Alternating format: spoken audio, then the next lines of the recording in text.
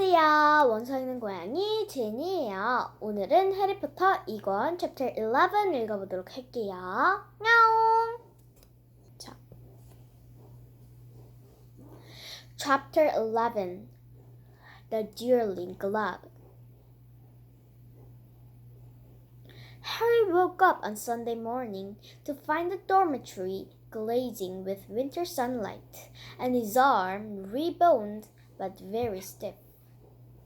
He sat up quickly and looked over at Colin's bed, but it had been gloved from view by the high curtains Harry had changed behind yesterday.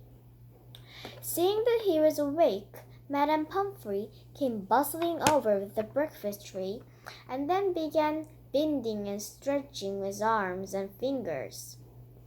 "All in order," she said as he clumsily fed himself porridge left-handed. "When you've finished eating, you may leave." Harry dressed as quickly as he could and hurried up to Gryffindor Tower, desperate to tell and Ron Hermione about Colin and Dobby, but they weren't there.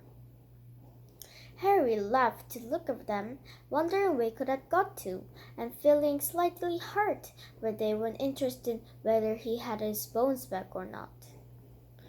As he passed the library, Percy Weasley strolled out of it, looking in far better spirits than last time they had met. "Oh, hello, Harry," he said. "Excellent flying yesterday, really excellent. Gryffindor had just taken the lead for the House Cup. You won't pick 3 points." "You haven't seen Ron and Hermione, have you?" said Harry. "No, I haven't," said Percy, his smile fading. "I hope none's in another girl's toilets." Harry forced a laugh, watched Percy out of sight, and then headed straight for Moaning Myrtle's bathroom. He couldn't see why Ron and Hermione would be in there again, but after making sure that Filch nor any Fruitbacks were run, he opened the door and heard their voices coming for a locked living room. "It's me," he said, closing the door behind him. There was a clunk, splash, and a gasp from in the cubicle, and he saw Hermione's eyes peering through the keyhole. "Harry," she said, "you gave us such a fright. Come in. Use her arm." "Fine," said Harry, squeezing into the cubicle. An old cauldron appeared in the toilet, and the crackling from under the rim told Harry that he had lit a fire beneath it. Conjuring up portable water-proof fires was a specialty from Hermione's. "We'd come to meet you, but we'd like to get started on the Polyjuice potion," Ron explained, as Harry with difficulty locked the cubicle again. "We thought that this is the safest time to hide it." Harry started to tell them about Colin, but Hermione interrupted. "We already know. We heard Professor McGonagall telling Professor Flitwick this morning. That's why we decided we'd better get going." "The sooner we get a confession out of Malfoy, the better," snarled Ron. "Do you know what I think?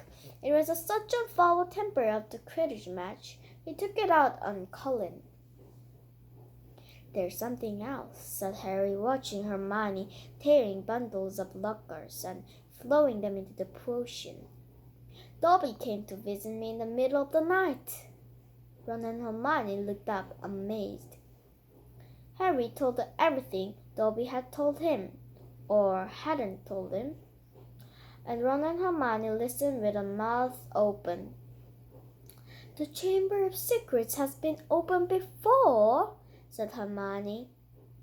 "This settles it," said Ron in a triumphant voice. "Lucius Malfoy must have opened the chamber when he was at school here, and now he's told dear old Draco how to do it. Oh, it's obvious. With Dobby crammed through the walk of monsters there, though, I want to know how come nobody's noticing he's snaking around the school." "Maybe he can be mixing something invisible," said Hermione, putting midges in the bottom of the cauldron. "Or maybe it could disguise itself, pretend to be a suit of armor or something. I read about communion rules." You read too much, Hermione, said Ron, pulling that lace wig in the top of the breeches. He crumpled up the lace wig back and looked around at Harry. So, Dobby stopped us going on the train and broke a yarn. She shook her head. You know what, Harry? If he doesn't try to save your life, he's gonna kill you. The news that Colin Creevy had been attacked and now lying bestow dead in the hospital wing had spread through the entire school by Monday morning. The air was suddenly thick with moonlight and suspicion.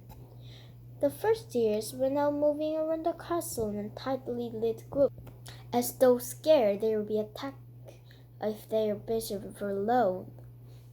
Ginny Weasley, who had sat next to Colin Creevy in charms and whispered talks, but Harry felt that Fred and George were going the wrong way about cheering her up.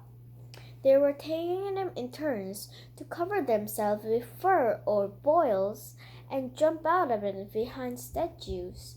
They only stopped when Percy, apoplectic with rage, told them he was going to write to Mrs. Weasley and tell her Ginny was having nightmares. 다음 영상에서 만나요. 안녕.